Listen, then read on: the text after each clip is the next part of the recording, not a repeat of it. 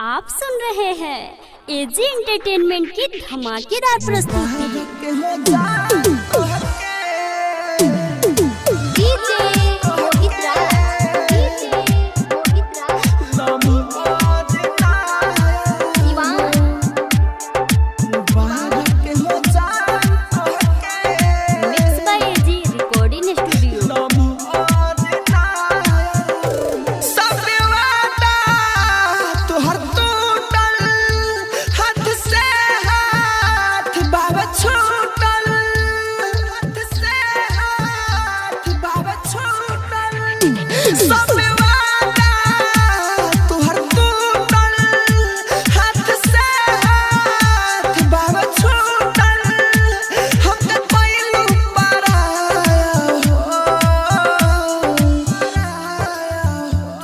मुबारक हो जान तो हके लम्हार नाया हो।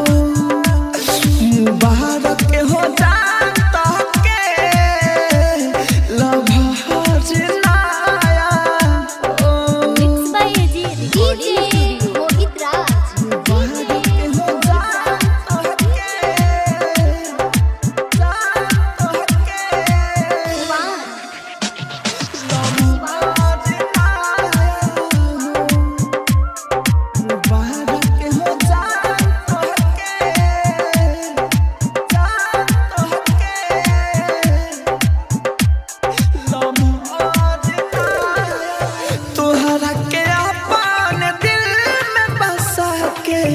गलती कैनी भारी हो नहिया में दहिया इजार जाई लगे ऐसन पाई बीमारी हो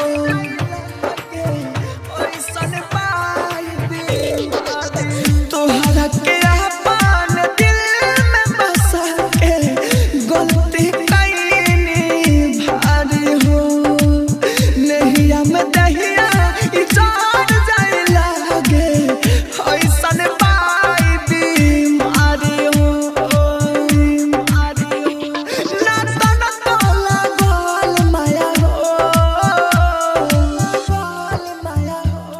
मुबारक हो जान तो के लभ